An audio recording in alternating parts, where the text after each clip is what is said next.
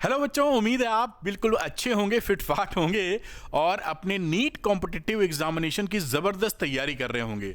इसी में आपको सपोर्ट करने के लिए मैं ये डिटेल्ड वीडियो की सीरीज़ लाया हूँ। ये फुल कोर्स सीरीज़ है। जो भी मैं यहाँ पढ़ा रहा हूँ आपका सब कुछ इसी में से आएगा, क्योंकि मैं सारा कोर्स कवर कर रहा हूँ। तो आप भरोसा करके पूरी चीज़ अगर पढ़ते हैं तो नीट फिजिक्स में आपको कोई भी दिक्कत नहीं होने वाली। और अगर आपका सपना है एम्स जाना या आपका सपना है अच्छा गवर्नमेंट कॉलेज मिलना, उसके लिए रैंक तो तभी लग पाएगी जब आप तीनों सब्जेक्ट के लिए बैलेंस्ड अप्रोच रखेंगे। क्योंकि केवल बायो पढ़ेंगे तो 360 में 360 ही ला सकते हैं और रैंक तो आजकल बहुत ऊपर लगती है। तो इसलिए फिजिक्स को भी ध्यान दीजिए और मेरे साथ अगर फिजिक्स पढ़ेंगे तो मैं आसान भाषा में आपको सिखा दूंगा और पूरे नंबर आप फिजिक्स में भी ला पाएंगे। तो क्लास 11 की फिजिक्स पूरी कंप्लीट करने के बाद मैं क्लास 12 की फिजिक्स कर रहा हूं। आज हम लोग बड़ा इंपॉर्टेंट गॉस लॉ की बात करेंगे, इससे जुड़े सवाल लगाएंगे, एप्लीकेशंस को भी देखेंगे इन डेप्थ, जिससे आपको चीजें आसान लगे और सीख पाएं। तो अगर आप इसके पहले की वीडियो लेक्चर देखना चाहते हैं तो उसका भी लिंक मैं डिस्क्रिप्शन में लगा दूंगा। और अगर आप ये चाहते हैं कि फिजिक्स आसान भाषा में आपको समझ में आए, वीडियो देखकर आपके न्यूमेरिकल निकलने लगे, तो झट से Arvind academy NEET YouTube channel को सब्सक्राइब कर लीजिए फॉर टॉप क्वालिटी कंटेंट। आइए बात को स्टार्ट करते हैं। जैसे इलेक्ट्रिक चार्जेस एंड फील्ड, ये स्पेशली डिजाइंड वीडियो है बेटा नीट के लिए, ना ये 12th वालों के लिए है ना ये जेई वालों के लिए है, ये केवल आपके लिए है, यानी नीट वाले बच्चों के लिए। और आज हम लोग डिस्कशन करने वाले हैं electric flux Gauss law, application of Gauss law का। मैंने आपके लिए, आपको सपोर्ट करने के लिए एक पूरी ऑल वीडियो लाइब्रेरी बना दी है। यानी क्योंकि जो मैं अभी पढ़ा रहा हूं ये लगातार मैं पढ़ाता रहूंगा, तो बहुत सारी, अभी तो गोल्ड सीरीज चल रही है, ये गोल्ड सीरीज जब कंप्लीट हो जाएगी डिटेल की तो PYQs, वन शॉट और भी जो आपको जरूरत होगी वो सारा लेके आऊंगा। तो यहां पर देखिए एक मैंने लाइब्रेरी बना दी है, NEET class 11 physics gold series. ये चैप्टर हैं, उनके बीच में टॉपिक्स हैं। जो भी वीडियो आप देखना चाहें क्लिक करके उसको आसानी से आप देख सकते हैं और एक ही जगह सब कुछ मिल जाएगा। तो ये वीडियो लाइब्रेरी आपको मिलेगी कहां से? इसके लिए दो तरीके हैं। एक तो आप अरविंद एकेडमी नीट चैनल के होम पेज पे चले जाएं, यहां पर देखें आपको दिख रहा है लिंक्स, इस लिंक को क्लिक करेंगे। पहला वाला लिंक जो दिख रहा है ऑल वीडियो लाइब्रेरी, इसको क्लिक करते ही आपकी ये लाइब्रेरी ओपन हो जाएगी बड़े ही आराम से। तो एक तो तरीका है होम पेज से ओपन करने का, साथ में मैं लिंक भी लगा दूंगा डिस्क्रिप्शन में, जहां क्लिक करके आप खोल सकते हैं। ये तो हमेशा ही मिलेगा होम पेज पे, और वीडियो के डिस्क्रिप्शन में भी लिंक लगा दूंगा, जो क्लिक करके आप इस वीडियो लाइब्रेरी में जाइए और जो भी आपको वीडियो देखना है देख सकते हैं। इससे फायदा क्या है? नो टाइम वेस्टिंग, आपके लिए कोई टाइम वेस्टिंग नहीं है, इजी एक्सेस है। यानी जिस तरह का आप जो वीडियो देखना चाहते हैं तुरंत वही वीडियो देख सकते हैं बिना किसी प्रॉब्लम के। तो ये आपके लिए एक जबरदस्त सपोर्ट का काम कर सकता है। जो बच्चे इसका PDF चाहते हैं वो Arvind academy NEET Telegram channel को ज्वाइन कर लें, यहां पर मैं इसका PDF भी प्रोवाइड आपको करूंगा। और वो ऑल वीडियो लाइब्रेरी में इनके लिंक्स भी हैं, तो आप वहां से भी क्लिक करके ज्वाइन कर सकते हैं। और कुछ बच्चों का रहता है मुझसे पढ़ने का, तो अरविंद एकेडमी ऐप है, इसमें कई सारा ऐसा मटेरियल है जो आपको नीट की जर्नी को बहुत ही आसान करता है। तो आप अरविंद एकेडमी ऐप को डाउनलोड कर सकते हैं, इसका लिंक डिस्क्रिप्शन में मिल जाएगा। क्लिक कीजिए, डाउनलोड कीजिए, स्टोर सेक्शन में जाइए और देखिए नीट के लिए क्या क्या चीजें हैं जो आपकी नीट की जर्नी को आसान कर सकती हैं और आपके डॉक्टर बनने का सपना पूरा कर सकती हैं। उनको इस्तेमाल करें और डॉक्टर बने, यही मेरा आपको बेस्ट ऑफ लक है। आगे आज की पढ़ाई शुरू कर लेते हैं, जिस वजह से ये वीडियो लेक्चर बन रहा है। तो सबसे पहली शुरुआत क्या होती है इलेक्ट्रिक फ्लक्स गॉस लॉ के लिए, कि एरिया। फिजिक्स में एरिया को हम लोग एरिया वेक्टर मानते हैं, और एरिया वेक्टर मानते हैं तो एरिया वेक्टर का मैग्नीट्यूड कितना होगा और डायरेक्शन कितना होगा, क्योंकि वेक्टर के तो दो चीजें होती हैं। तो इसका मैग्नीट्यूड होता है एरिया। जैसे मान लीजिए एक प्लेन एरिया ले लूं मैं, ऐसे हथेली या प्लेन शीट, तो इसका मान लीजिए रेक्टेंगुलर शीट है तो इसका एरिया कितना हम बोलते हैं length into breadth, that is the magnitude. लेकिन इसका डायरेक्शन किधर होगा? इस सरफेस के परपेंडिकुलर। अब ये प्लेन अगर शीट है तो इसके परपेंडिकुलर दो चीजें हो सकती हैं, एक तो ये परपेंडिकुलर, ऐसे, या इधर भी परपेंडिकुलर हो सकता है। तो इस केस में दोनों ही वैलिड हैं in the case of open surface. तो आप परपेंडिकुलर टू द सरफेस आप ले लीजिए एरिया वेक्टर इधर या इधर। लेकिन अगर कोई क्लोज्ड सरफेस है, जैसे मैं एग्जांपल के लिए ये मेरे पास रखा है क्यूब कह लीजिए, इस क्यूब का अगर मैं एरिया वेक्टर इस सरफेस का निकालूं तो हमेशा हम क्या करेंगे, आउटवर्ड डायरेक्शन में कंसीडर करते हैं एरिया वेक्टर, उसी को हम पॉजिटिव लेते हैं। तो इस वाले का सरफेस का बाहर की तरफ, टॉप वाले का ऊपर की तरफ, नीचे वाले का आउटसाइड है बाहर की तरफ, ये इस तरीके से देख रहे हैं, साइड वाले का इस तरीके की तरफ। तो अगर कोई क्लोज सरफेस है तो एरिया वेक्टर उस सरफेस के परपेंडिकुलर रहेगा और बाहर की तरफ रहेगा। और अगर कोई ओपन सरफेस है प्लेन, तो एरिया वेक्टर हमारा परपेंडिकुलर टू द सरफेस होगा और आइदर डायरेक्शन में हो सकता है, इधर या इधर। सवाल में जिस डायरेक्शन को आप पकड़ें उसको थ्रू आउट द सवाल वही पकड़ के चलते रहें। तो ये एरिया वेक्टर की बातचीत हो गई। अब एरिया वेक्टर के बाद दूसरी बात आती है फ्लक्स क्या है, जिसे हम बोलते हैं इलेक्ट्रिक फ्लक्स। तो इलेक्ट्रिक फ्लक्स का जो अभी और डिटेल में बात करेंगे, ये देखिए एक फॉर्मूला लिखा है फ्लक्स या electric flux, E dot S. ये एस क्या है, एरिया वेक्टर, ई क्या है, इलेक्ट्रिक फील्ड। इन दोनों का डॉट प्रोडक्ट जब लेते हैं तो ई एस कॉस थीटा वो इलेक्ट्रिक फ्लक्स होता है। अब देखिए इलेक्ट्रिक फ्लक्स के बारे में थोड़ी सी ज़्यादा जानकारी दी गई है। यहाँ पर बताया गया है कि इलेक्ट्रिक फ्लक्स क्या होता है। तो किसी भी इलेक्ट्रिक फील्ड में किसी भी एरिया से जो एसोसिएटेड इलेक्ट्रिक फ्लक्स होता है वो नंबर ऑफ फील्ड लाइन्स होती हैं which is passing through the area normally. तो इलेक्ट्रिक फ्लक्स क्या है, number of field lines passing through the area normally, वो उस एरिया से एसोसिएटेड फ्लक्स है। तो सिंपल भाषा कहीं आ रही हो तो आप हमेशा आसानी से E डॉट एस, एस या ए जो भी लिखना चाहें, ई एस कॉस थीटा लिख देते हैं, फ्लक्स आ जाता है। लेकिन कई जगह ऐसा होता है बेटा कि ये जो ई एस है वो जगह जगह वेरी करता है, इलेक्ट्रिक फील्ड भी वेरी कर सकता है, थीटा इनके बीच का बदल सकता है। तो उस समय हमें इंटीग्रेशन का सहारा लेना पड़ता है कि अधिकतर केसेस में हम देखते हैं कि इलेक्ट्रिक फील्ड सेम नहीं है या सेम है तो उनके बीच का थीटा सेम नहीं है। तो अगर ये अजीब सी सरफेस है, इर्रेगुलर है, जहां ई और थीटा बदल रहा है, तो इंटीग्रेशन का सहारा लोगे, phi E is equal to integration E dot D S throughout the close surface. ये क्लोज सरफेस की बात एस लिखिए, थ्रू आउट द सरफेस कह लीजिए।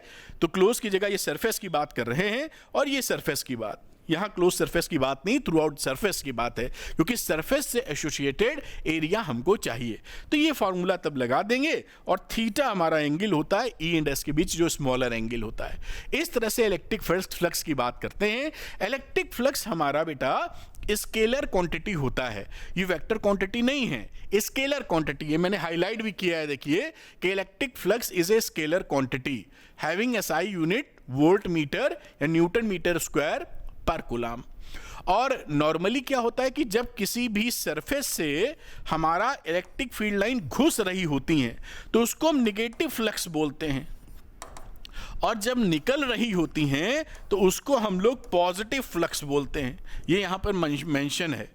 तो जब कोई इलेक्ट्रिक फील्ड लाइन घुस रही है क्लोज सरफेस में कह लीजिए या किसी सरफेस में, तो वो निगेटिव है, जब निकल रही कन्वेंशन है, और जब निकल रही है बाहर तो वो पॉजिटिव फ्लक्स डील किया जाता है। कई सवाल इसकी मदद से भी आसानी से कर लिए जाते हैं। चलिए कुछ सवाल कर लेते हैं इलेक्ट्रिक फ्लक्स पे बेस पे, 2-3 सवाल, जिससे हमारा कॉन्सेप्ट बिल्डअप हो जाए और हम समझ पाए अंदर की बात। आइए, तो पहला क्वेश्चन है, the electric field in a region is given by this one. Electric field एक वेक्टर क्वांटिटी है, वेक्टर के फॉर्म में दिया है। Here A and B are constants. Find the net flux passing through a square of area L parallel to YZ plane. अब ये देखिए, ये मैं X एक्सेस, Y और Z एक्सेस बना देता हूं। YZ प्लेन जो है ये इसी प्लेन के पैरेलल कोई एरिया है।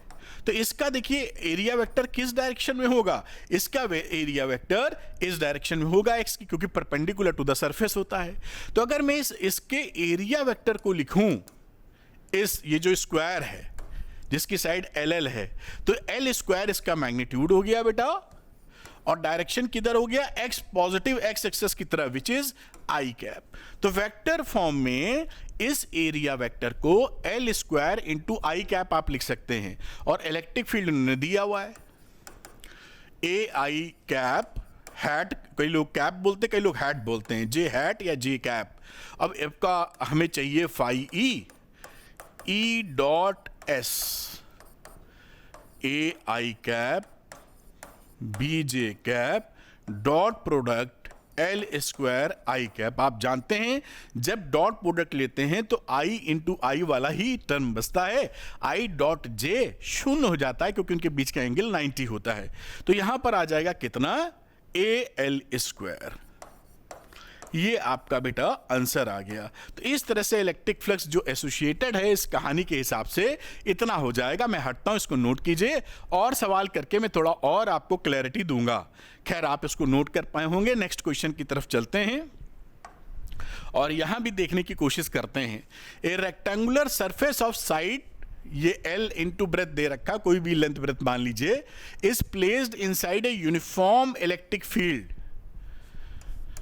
इलेक्ट्रिक फील्ड है 25 newton per coulomb, such that normal to the surface, इसका जो नॉर्मल है वो सरफेस से 60 डिग्री एंगल बना रहा है with the direction of the electric field. Find the flux of the electric field through the rectangular surface. हम बड़ी सिंपल सा सवाल है, formula based, E S cos theta. E कितना है 25, एस कितना है 10 सेंटीमीटर इंटू 15 सेंटीमीटर, तो 0.5 15 0.10, ये इसका एरिया आ गया। और कॉस थीटा नॉर्मल वेक्टर जो बना रहा था नॉर्मल, वो 60 डिग्री था। कॉस 60 की वैल्यू आप जानते हैं हाफ होती है, तो मुझे कहने की आवश्यकता नहीं है। जब इसको सॉल्व करोगे तो 0.1875 Newton metre square per coulomb आपका आ जाएगा। ये आपका आंसर आ गया फ्लक्स, इससे एसोसिएटेड फ्लक्स बहुत ही आराम से। तो इसको नोट कर लीजिए। नेक्स्ट सवाल की तरफ हम लोग चलते हैं। तो इससे देखिए आपको चीज़ें बिल्डअप होंगी। एक और सवाल लेते हैं जिससे जिस तरह का सवाल क्वेश्चंस आपको ज़्यादा दिखाई पड़ते हैं। तो यहाँ पर आते हैं और इस क्वेश्चन को देखते हैं। The electric field in a region is given by this one. इसको पहचानिए, ये वेक्टर फॉर्म में लिखा है, ये वेक्टर होना चाहिए, E naught upon a x i cap. ठीक है। Find the electric flux passing through a cubical volume bounded by the surfaces x बराबर 0, x बराबर a, y बराबर 0, y बराबर a, z बराबर 0, z बराबर a। तो ये सरफेस कौन सी हुई? अगर मैं ये x y z बना दूं, इधर ले लो x y z और क्यूब बना दीजिए। यहां पर ये दूसरे से बना देते हैं क्यूब, ऐसे पकड़ो और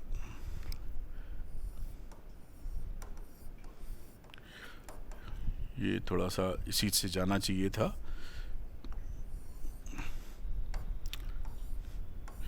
इस तरह से क्यूब की यहां पर कहानी है।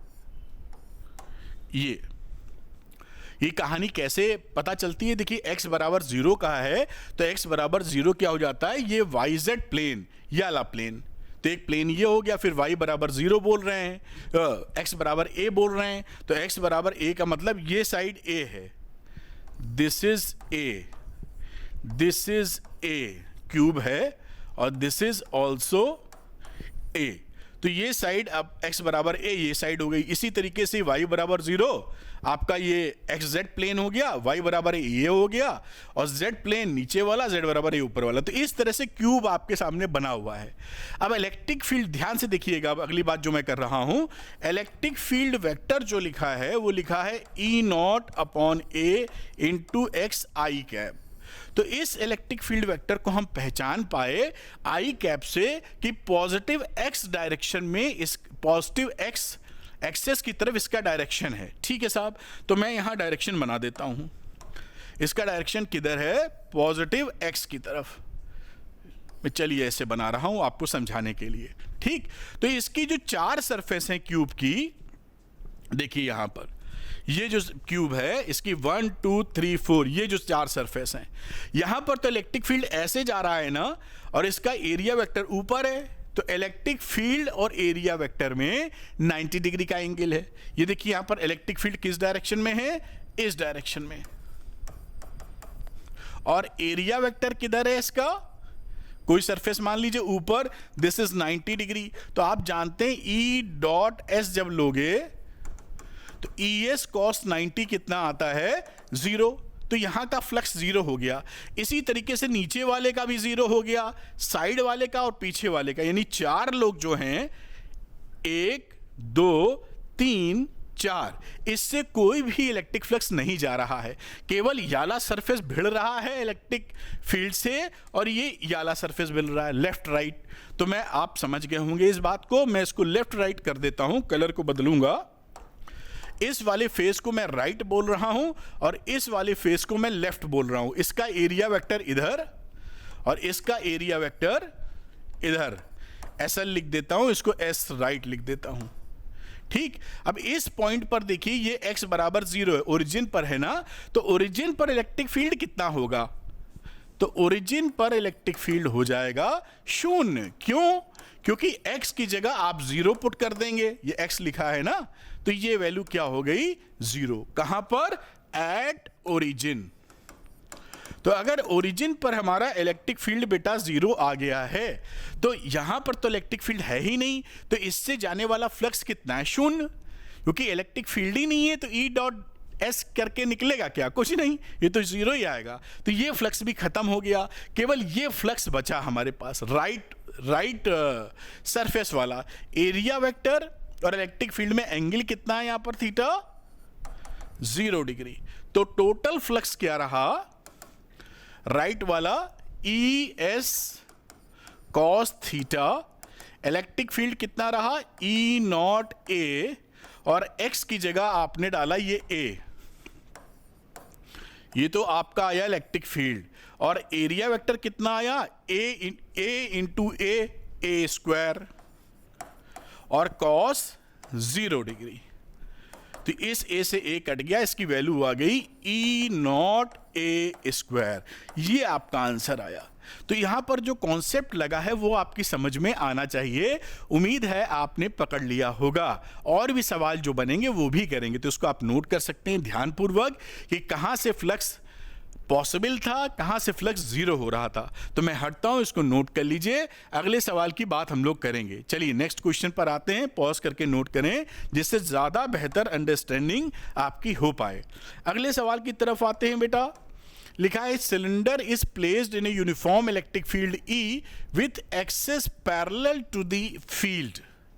यहां पर एक सिलेंडर है और ये सिलेंडर जैसा रखा है, इलेक्ट्रिक फील्ड ये इसकी एक्सेस हो गई और इलेक्ट्रिक फील्ड इसी डायरेक्शन में है, इस डायरेक्शन में ही है, इसकी एक्सेस के पैरेलल। तो अब यहां पर देखिए, इसको मैं 3 हिस्सों में बांट देता हूं। इसको आप कहना चाहें तो मैं लेफ्ट यानी एल सरफेस बोलता हूं, ये इस वाले को बोल देता हूं राइट आर, और इसको मैं बोल देता हूं कर्व्ड सरफेस, जिसे मैं रिप्रेजेंट करूंगा सी से। अब इस कर्व्ड सरफेस पे देखिए, यहां पर इसका मैं यहां पे बना रहा हूं एक पैच, बना लीजिए छोटा सा एरिया। इस एरिया वेक्टर हो गया ऊपर की तरफ और इलेक्ट्रिक फील्ड इधर की तरफ, तो इन दोनों में 90 डिग्री एंगल, तो फ्लक्स विल बी 0। तो कर्व्ड सरफेस से आप समझ पाए, इसको मैं फिर से थोड़ा सा बताना चाहूंगा। ये आपका देखिए सिलेंडर है इस सिलेंडर पर थोड़ा सा पैच आप ले लें, यहां ले लें, यहां ले लें कहीं, तो एरिया वेक्टर तो ऐसे हो गया ना, इधर लोगे तो ऐसे हो गया। लेकिन एरिया, ये इलेक्ट्रिक फील्ड तो ऐसे है, तो चाहे यहां लो तो भी इलेक्ट्रिक फील्ड ऐसे, यहां लो तो भी इलेक्ट्रिक फील्ड ऐसे, तो दोनों के बीच में कितना एंगल बन रहा है, 90 डिग्री। और 90 डिग्री एंगल बना तो उससे जाने वाला क्रॉस फ्लक्स कितना होगा, 0। तो यहां पर अगर मैं ये निकालूं कि फ्लक्स एसोसिएटेड विथ सिलेंडर, तो इसके 3 टुकड़े मैं कर सकता हूं। आप लिखें flux associated with left hand side, flux associated with right hand side, plus flux associated with curved surface area. भाई तीनों को फ्लक्स को जोड़ दीजिए, बढ़िया है तो यहां पर आप देख पाए, अब देखिए आगे की चर्चा भी करते हैं। यहां पर इलेक्ट्रिक फील्ड था साहब इस डायरेक्शन में, और एरिया वेक्टर था आपका इस डायरेक्शन में लेफ्ट वाला। यहां पर भी देखिए इलेक्ट्रिक फील्ड इधर था और एरिया वेक्टर इधर, तो यहां तो थीटा आ गया 0 डिग्री। यहां पर थीटा आ गया कितना 180 डिग्री। बात समझ में आई होगी। तो यहां फाई एल की बात करोगे तो आप क्या लिखोगे, E S cos 180 degree. Phi right की बात करोगे तो ई एस कॉस 0 डिग्री। और फाई सी की वैल्यू कितनी थी, ई एस लिख देता हूं कॉस 90 डिग्री, जो कि 0 हो जाएगा। ये बात पकड़ में आई। अब ये हो गया माइनस ई एस, क्योंकि कॉस 180 -1 होता है और कॉस 0 +1 होता है। दोनों की वैल्यू कितनी हो गई, 0। और ये रहा आपका आंसर। तो इससे ये ई, देखिए ये यूनिफॉर्म इलेक्ट्रिक फील्ड था, ध्यान रखना कहां गया ये। यहां पर भी ई सेम है, यहां पर भी ई सेम है। अगर सवाल में ऐसा कुछ आ जाए कि इलेक्ट्रिक फील्ड बदल रहा है तो हमें कैलकुलेशन में अलग फ्लक्स आ जाएगा। इसमें तो इलेक्ट्रिक फील्ड यूनिफॉर्म है, यानी यहां भी जो है वही यहां है, इसलिए और एरिया भी सेम है, इसलिए कोई भी दिक्कत नहीं हुई। आप इसको नोट कर लीजिए, अगली चर्चा हम लोग करते हैं तो इसको आप नोट कर पाए होंगे। पॉज करें बेटा और नोट कर ले। नोट कर लिया होगा। तो ये कहानी हमें कहां पहुंचा देती है, एरिया वेक्टर समझ गए, इलेक्ट्रिक फ्लक्स समझ गए। अब बस सीधे हम लोग जंप करते हैं गॉस लॉ के ऊपर। तो गॉस लॉ बहुत ही जबरदस्त लॉ है। ये alternative form of Coulomb's law बोला जाता है, क्योंकि अगर इसको सिमेट्रिसिटी मिल गई, सिमेट्रिसिटी का मतलब क्या बताएंगे अभी, सिमेट्रिसिटी मिल गई तो ये एक लीथल वेपन है। जो काम कूलॉम्स लॉ 4 पन्ने में करता है, गॉस लॉ वो काम 4 लाइनों में करता है। बस शर्त ये है कि इसको सिमेट्रिसिटी मिल जाए। और कूलॉम्स लॉ के लिए तो मिले सिमेट्रिसिटी या ना मिले, हर जगह लग जाता है। लग तो ये भी जाता है, लेकिन सिमेट्रिक बिहेवियर ना हो तो दिक्कत है। सिमेट्रिक बिहेवियर का जनरल मतलब कि जहां से लिंक्ड हम एरिया वेक्टर ले रहे हैं वो सरफेस से या तो 90 डिग्री का एंगल बनावे या 180 का एंगल बनावे। अगर ये सिचुएशन हम ले में बन जावे तो सिमेट्रिसिटी के बहुत करीब हम पहुंच जाते हैं। अलग अलग जगह अगर थीटा बदलेगा तो मुश्किल होगी। खैर अभी चर्चा करेंगे हम लोग। तो गॉस लॉ मैथमेटिकली क्या बोलता है, गॉस लॉ बोलता है कि अगर कोई क्लोज सरफेस, इसके लिए सबसे इंपॉर्टेंट बात क्या है, क्लोज सरफेस होना, और इसके अंदर कोई क्यू चार्ज रखा हुआ है, तो इससे निकलने वाला जो इलेक्ट्रिक फ्लक्स होता है वो ये क्लोज सरफेस पे इंटीग्रल है, ऐसे लिख देते हैं, एस लिखो चाहे ना लिखो, फिर ई डॉट डी एस, यहां पर ये E dot D S is equal to Q inside upon epsilon naught. ये हमारा गॉस लॉ हो जाता है कि इस क्लोज सरफेस से जितना फ्लक्स जा रहा है वो q inside, q net inside, इस क्लोज सरफेस के अंदर कितना चार्ज इनक्लोज है, net charge, upon epsilon naught times अगर आप कर दोगे तो total flux linked with the close surface आ जाता है। और अगर कल को कोई मीडियम बदल जाएगा तो एप्सिलॉन नॉट की जगह वो मीडियम की वैल्यू रख देंगे, एप्सिलॉन लिख देंगे, एप्सिलॉन ऑफ द मीडियम। ठीक है, तो ये आपका गॉस लॉ है which is very very easy. इसके एप्लीकेशन में थोड़ी चीजें आती हैं, लेकिन है ये बहुत आसान। किसी भी क्लोज सरफेस से अगर फ्लक्स निकालना है तो Q inside upon epsilon not कर दीजिएगा, वो टोटल फ्लक्स के बराबर हो जाएगा। अब क्या होता है कि इसका एक सिंपल फॉर्म भी हम लोग बनाते हैं। ये जो इंटीग्रेशन है ना, इंटीग्रेशन हटा के simple ES upon Q epsilon not कर देते हैं सिंपल फॉर्म में। ये सिंपल फॉर्म कब वैलिड होता है ये अगली स्लाइड में हम लोग बात करेंगे। मतलब ये जो इंटीग्रेशन वाला मामला है ये हट जाता है, और हटेगा कैसे भाई, कॉस थीटा जो आ रहा है वो थीटा कुछ ऐसा हो जाए जो कांस्टेंट हो, इलेक्ट्रिक फील्ड कांस्टेंट हो जाए। यही कंडीशन यहाँ पर लिख दी जाती है कि ये सिंपल फॉर्म जो गॉस लॉ का है, जो मैंने पीछे लिखा था, ये लगा सकते हैं आप, बशर्ते दो चीज आपको हो जाए। कंडीशन है, पहली चीज क्या है, the electric field at every point on the surface is either perpendicular और टेंजेंशियल। मतलब जो थीटा आएगा, जो ई डॉट डी एस, ई डॉट एस लेते हैं, ई एस कॉस थीटा, ये थीटा का मतलब है या तो 90 डिग्री हो जाए या आपका 0 डिग्री हो जाए। ऐसी कुछ कहानी बन जाए मोटे तौर पे, तो ये लगाते, ये सिंपल फॉर्म लगा देंगे आप। दूसरा, इलेक्ट्रिक फील्ड बदले नहीं, magnitude of electric field at every point where it is perpendicular to the surface has a constant value. E हमारा कांस्टेंट रहे। तो अगर ई हमारा कांस्टेंट है, साथ में ये भी है, ये दो कंडीशन के बाद ये simple form of Gauss law हम लगा सकते हैं, फिर इंटीग्रेशन से बच जाएंगे। अगर ऐसी सिचुएशन है तो समझ गए होंगे आप।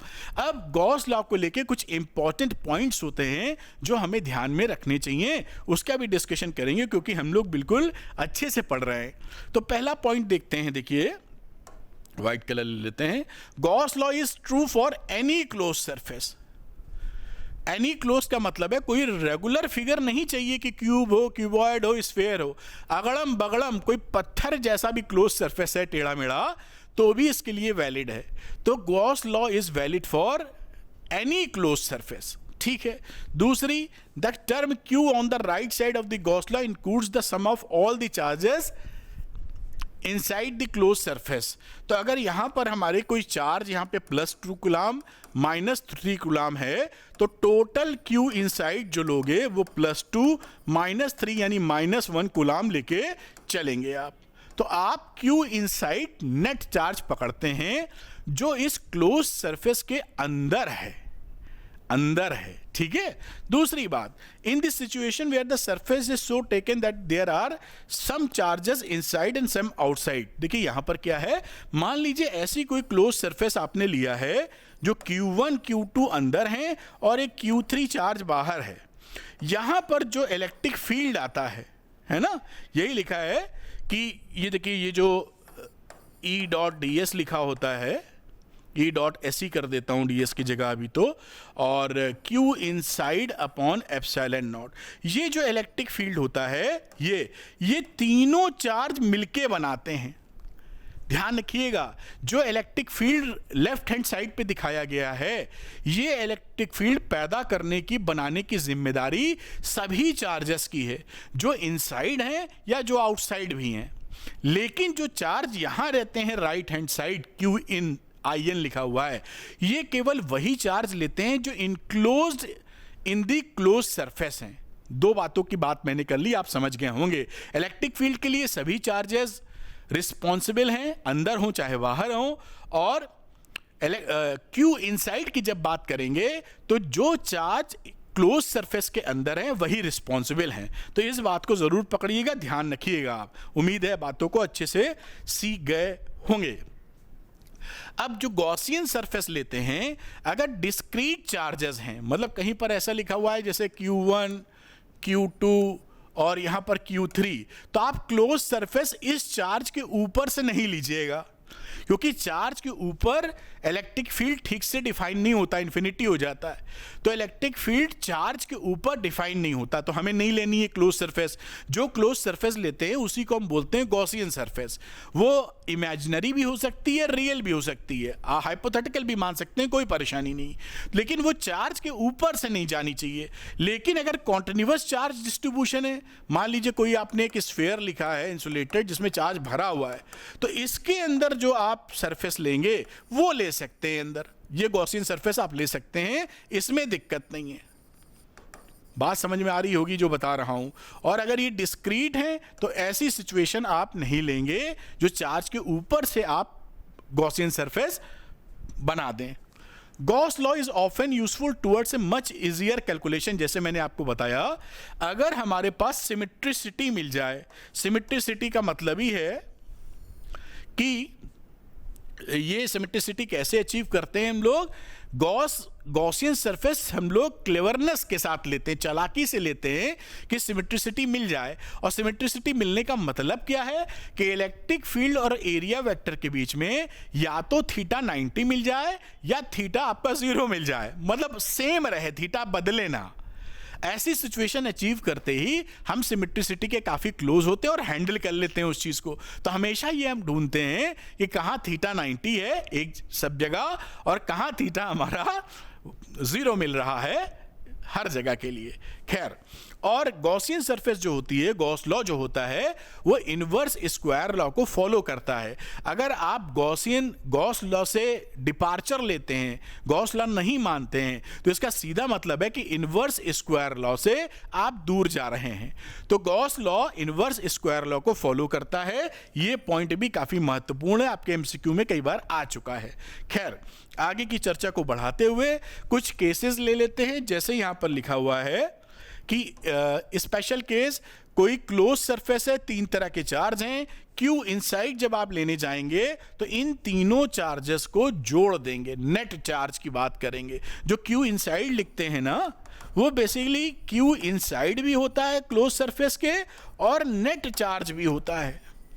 क्योंकि ये नेट चार्ज वगैरह इतना कैसे लिखा जाए, इसलिए क्यू आई एन लिख के छोड़ देते हैं, Q inside and net charge. तो जो भी नेट चार्ज होगा वो आप डाल दीजिए। फ्लक्स इससे क्लोज सरफेस से कितना निकल रहा है, सबको जोड़ा, नेट अपॉन एप्सिलॉन नॉट, इतना फ्लक्स एसोसिएटेड है इससे। यही बात इसकी क्यूब वगैरह के लिए बनाते हैं। अगर हम क्यूब की बात करें बेटा, जैसा लिखा हुआ है, एक क्यूब बना लेते हैं। ये देखिए क्यूब बना लिया।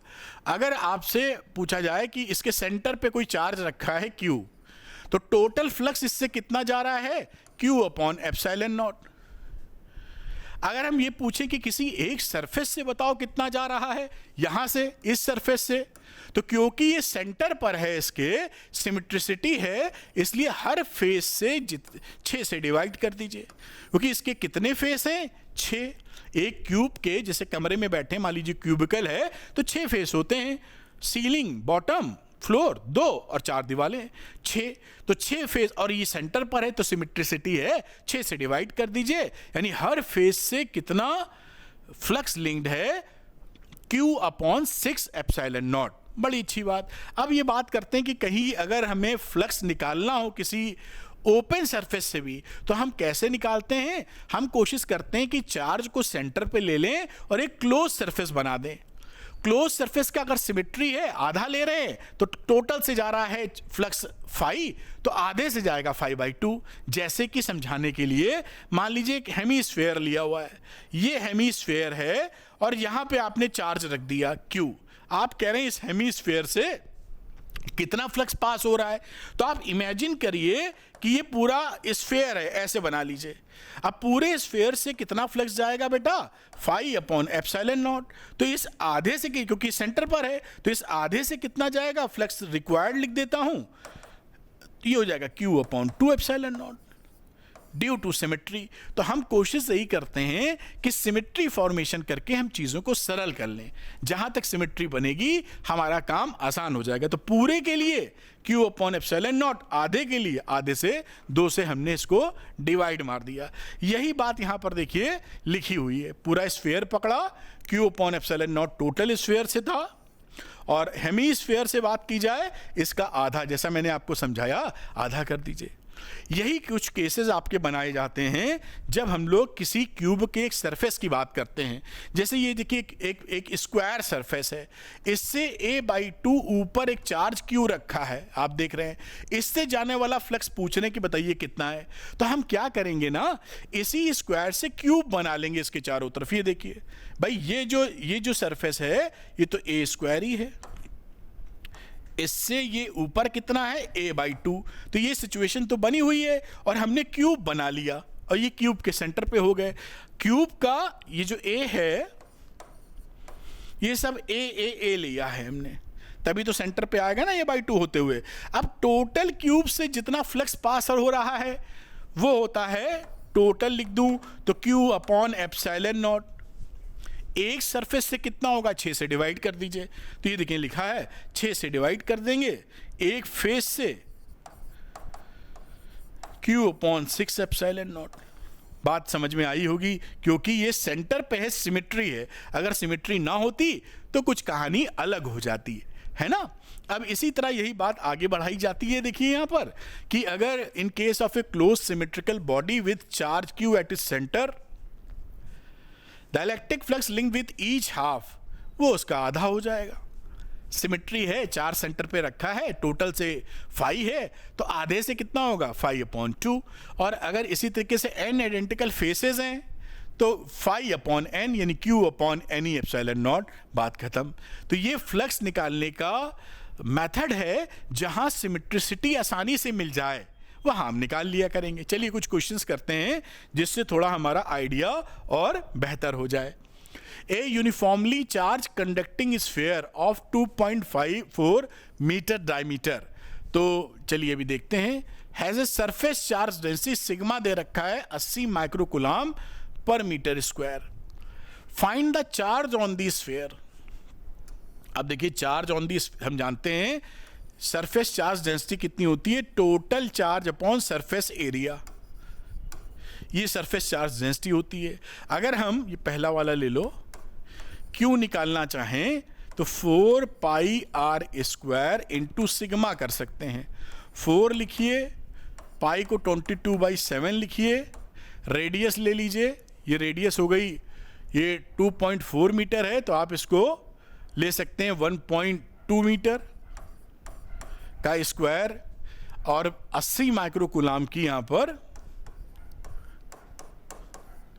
ये रही चार्ज डेंसिटी। इसको सॉल्व कर ले, 1.45 इंटू 10⁻³ कूलम आता हुआ दिख रहा है। आप सॉल्व कर लीजिएगा, जो भी वैल्यू आएगी करेंगे इसी तरीके से, ये आसानी से आपने इसको सॉल्व कर लिया।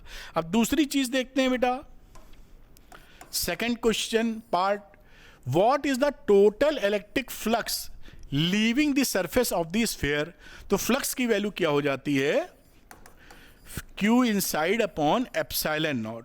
तो Q इनसाइड हो गया आपका ये value 1.45 into 10⁻³ upon epsilon naught 8.854 into 10⁻12, 1.64 into 10⁸ newton metre square per coulomb.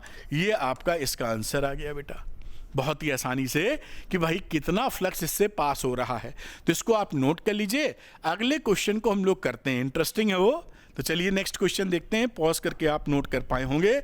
अगला क्वेश्चन देखते हैं, मैं इस बार येलो लेता हूं।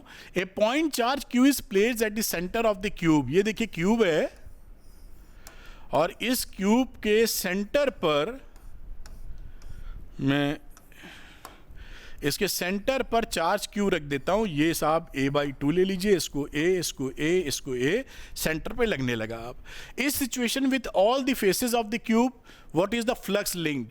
देखिए सभी फेसेस से कितना फ्लक्स लिंक्ड है, तो Q टोटल हमारा हो जाएगा Q inside upon epsilon naught, खत्म हो गई value, total flux link with the cube. Second, with each face of the cube, क्योंकि ये सेंटर पर है तो phi each face Q upon 6 epsilon naught. भाई आप जो टोटल लिखेंगे, फाई टोटल अपॉन 6 यानी Q upon 6 pi epsilon not, क्योंकि सिमेट्रिसिटी है ना, हर फेस से सेम जाएगा। टोटल है Q अपॉन एप्सिलॉन नॉट, तो एक फेस से 6 से डिवाइड कर दीजिए। अगली बात, if charge is not at the centre then what will be the answer of the parts. अब देखिए क्या है ना, अगर ये चार्ज Q यहां ना हो, आप कहें कि ये चार्ज इसकी जगह मैं यहां कहीं रख देता हूं, सपोज क्वेश्चन नंबर 2 के हिसाब से, तो जो टोटल फ्लक्स लिंक्ड है फाई टोटल, वो नहीं चेंज होगा, नॉट चेंज, क्योंकि इसके Q इनसाइड तो Q है ही ना, लेकिन जो ईच फेस की कहानी है ये चेंज हो जाएगी, इट विल चेंज, क्योंकि ये अब सिमेट्रिसिटी पर नहीं है। जैसे बल्ब होता है ना, अगर आप किसी कमरे के बीचों बीच जला दें तो हर क्यूबिकल, अगर कमरा है तो हर दीवार पर हर जगह सेम रोशनी मिलेगी, लेकिन बल्ब को किसी एक दीवार पे लगा दे तो वो कहीं पर ज़्यादा रोशनी देगा, सामने वाली दीवार पे शायद कम रोशनी दे, क्योंकि वो दूरी हो गई या सिचुएशन बदल गई।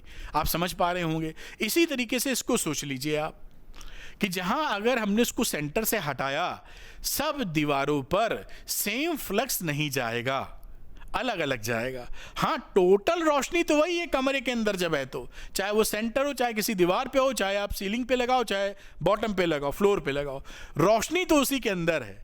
ऐसे पकड़ के चलिए तो बात आप समझ गए होंगे। ये इंपॉर्टेंट फैक्ट है, ज़रूर दिमाग में ध्यान रखिए। अगली बातचीत करते हैं बेटा अगले सवाल की तरफ, जिससे चीज़ें बिल्डअप होती चली जाए। यहाँ मैंने पहले से एक फ़ोटो बना दिया था जिससे मुझे समझाने में आपको आसानी हो। अभी बात करते हैं। A point charge q is placed at the corner of a cube. ये देखिए क्यूब है, ये क्यूब ऐसे बनाने की कोशिश कर रहा हूँ, बहुत अच्छा। तो क्या बना, ये रहा, और आपका चार्ज बेटा यहाँ है इस कॉर्नर पे, ये क्यूब है। ऐसे ये बोल रहे हैं, ये क्यूब का मतलब ए ए ए, ठीक। अब कह रहे हैं ये बताइए इससे कितना फ्लक्स पास हो रहा है। तो हम लोग क्या करते हैं ना, सिमेट्रिसिटी लाने के लिए ऐसा एक क्यूब, मान लो ये वाला क्यूब था, ये नंबर 1 क्यूब जो हमारा था, इस पे कौन वाइट दिख जाएगा, ये मान लो 1 नंबर का क्यूब है, जो हमारा ये 1 नंबर का क्यूब था। इसके पीछे वाले कॉर्नर पर यहां पर एक चार्ज क्यू है। तो इसको हम सिमेट्रिसिटी लाने के लिए इसके बाजू में 3 क्यूब रख देते हैं, टोटल नीचे हो गए 4, और इसी का टॉप फ्लोर पर 4 क्यूब और। तो ये इसका जो कॉर्नर है वो सेंटर ऑफ दिस 8 क्यूब आ गया ना। आप ध्यान से देखिए, क्योंकि इसका जो सेंटर होगा, अब यहां बनाना ऐसे कुछ होगा ना, ऐसे यहां कहीं क्यूब रखा है चार्ज, वो इस पूरे सिस्टम के सेंटर पर है। तो इस बड़े वाले क्यूब के अगर सेंटर पर है तो टोटल फ्लक्स अभी इस क्यूब से कितना है, Q अपॉन एप्सिलॉन नॉट, इस टोटल से। और कितने क्यूब हैं, 8। तो अगर 8 क्यूब हैं तो सारे क्यूब से बराबर फ्लक्स जा रहा होगा, यानी पर क्यूब हमारा कितना फ्लक्स होगा, Q अपॉन 8 एप्सिलॉन नॉट। क्योंकि हमारे पास कितने क्यूब हैं यहाँ पर, 8, 4 नीचे 4 ऊपर, तभी हम उसको सेंटर पे ला पाए हैं। तो ये जो आंसर हुआ, इस क्यूब से कितना जा रहा है, Q अपॉन 8 एप्सिलॉन नॉट, क्योंकि ये इसी का तो एक हिस्सा है 8 क्यूब में से, हर क्यूब से इतना जा रहा है, तो इस 1 नंबर क्यूब से भी इतना जा रहा है।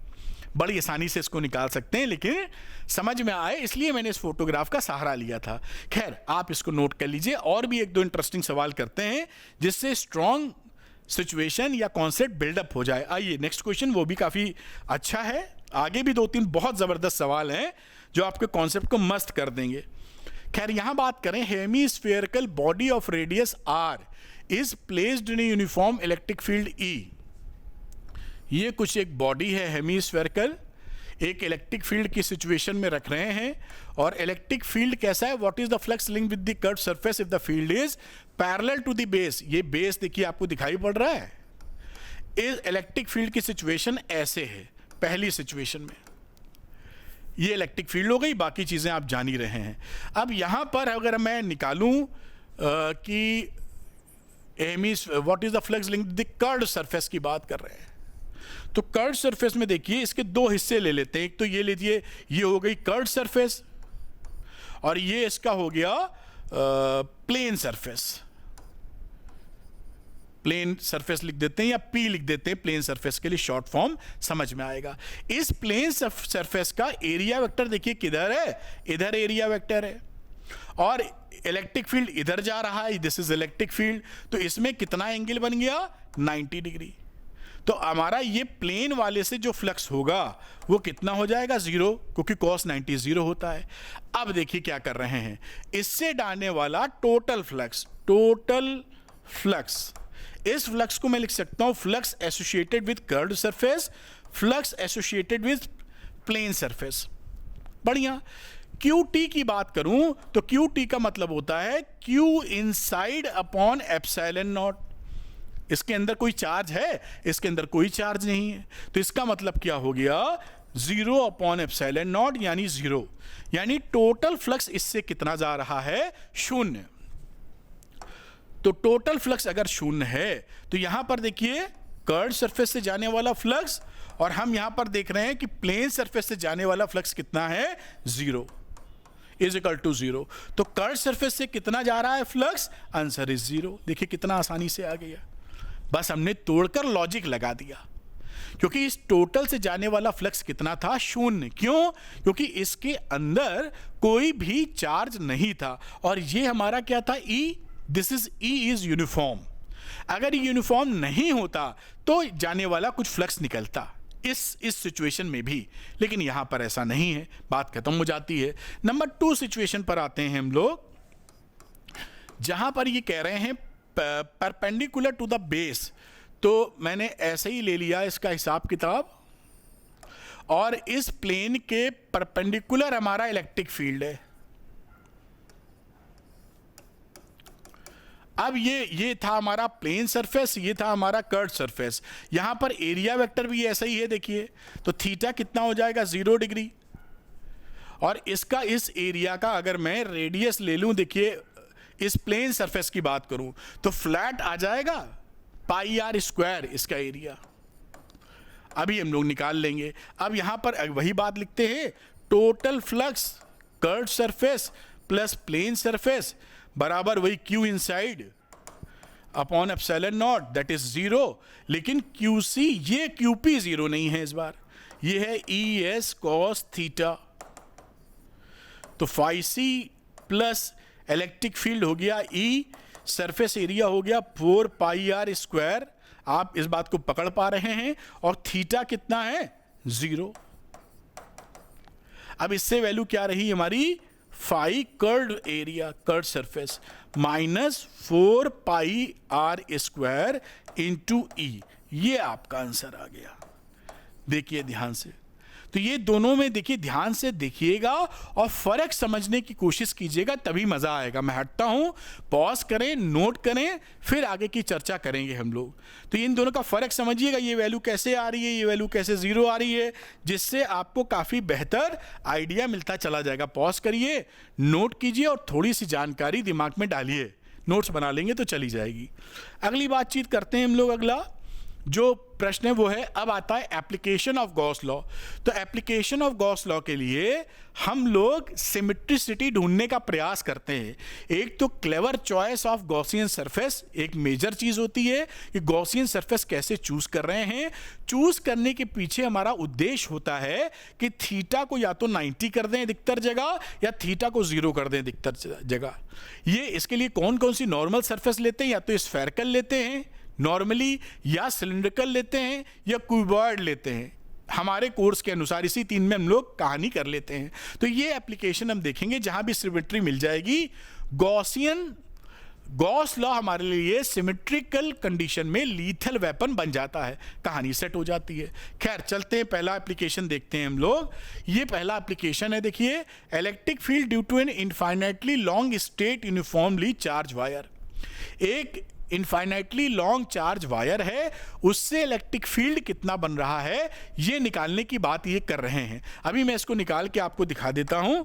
तो ये, मैं इसका डेरिवेशन आपके कोर्स में नहीं है, फिर भी मैं अंदाजा दे रहा हूं कि ये देखिए एक लाइन चार्ज है, और इस लाइन चार्ज पर आपने चार्ज इसको दे रखा है।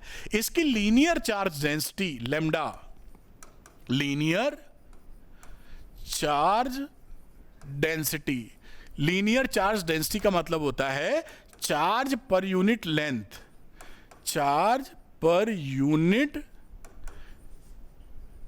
लेंथ, एक यूनिट लेंथ पे कितना चार्ज है।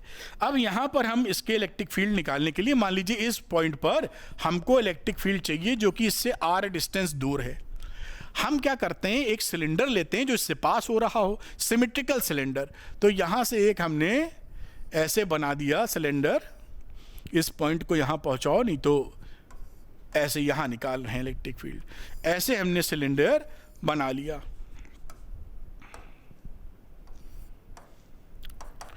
ठीक, अब इस सिलेंडर की जो लेंथ है वो आप कुछ L ले लीजिए, या हाइट जो भी ले लीजिए, L ले लेते हैं। और इसके अंदर ये वायर है, इस पॉइंट P पर हमको इलेक्ट्रिक फील्ड निकालने का है। बड़ी अच्छी बात आ गई। अब हम इस सिलेंडर से निकलने वाला फ्लक्स निकालते हैं। तो flux associated with cylinder Q inside upon epsilon naught. और बाकी हम यहां देख पा रहे हैं कि इससे भाई इसका इलेक्ट्रिक फील्ड कैसे होता है, चारों दिशाओं में ऐसे होता है जैसे कि बॉटल ब्रश होते हैं ना, ऐसे खट्टे खट्टे निकले होते हैं। तो इलेक्ट्रिक फील्ड का डायरेक्शन इसमें यहां पर बात करें तो ऐसे ऐसे डायरेक्शन में होगा और भी ऐसे ऐसे डायरेक्शन में। तो यहां पर इलेक्ट्रिक फील्ड तो साहब ऐसे कहीं होगा, एरिया वेक्टर ऊपर जा रहा है, तो यहां पर थीटा 90 है तो फ्लक्स विल बी 0। इसी तरीके से फ्लक्स विल बी 0, तो केवल कर्व्ड सरफेस से फ्लक्स जाएगा, तो Q inside upon epsilon naught, और इससे जाने वाला फ्लक्स ये फाई लिखा हुआ है हमने, कोई इसमें समस्या नहीं है। इस फाई को क्या लिख सकते हो, E इंटू एस, ये हो गया ई एस कॉस थीटा, और यहां पर देखिए जो एरिया वेक्टर है कहीं पे ले लें, वो इस डायरेक्शन में, इलेक्ट्रिक फील्ड भी इसी डायरेक्शन में है, तो theta is equal to 0 degree. ये फायदा हमको मिल गया। तो q i n upon epsilon naught electric field और into S cos 0 degree. Q inside कितना है इसके अंदर, देखिए ये लेंथ एल थी तो चार्ज हो गया लेमडा इंटू एल, क्योंकि लेमडा तो बेटा एक यूनिट पर चार्ज था। This is lambda L upon epsilon naught. Electric field निकालना है। सरफेस एरिया कर्व्ड सरफेस का क्या रहा, 2 पाई आर एच, तो 2 पाई आर एल, और कॉस 0 तो आप जानते ही हैं दिस इज 1। अब यहां पे देखिए L और L हमारा कैंसिल हो गया, E की वैल्यू कितनी आ गई, lambda upon 2 pi epsilon naught R. ये हमारा देखिए फॉर्मूला बन गया। इससे हम देख पाए E is proportional to 1 upon R. अगर इसका ग्राफ बनाओगे, ये थोड़ा सा पूछ पाछ लेते हैं इलेक्ट्रिक फील्ड और आर के बीच में, तो रेक्टेंगुलर हाइपरबोला आपका बन जाता है। E is proportional to 1 upon are.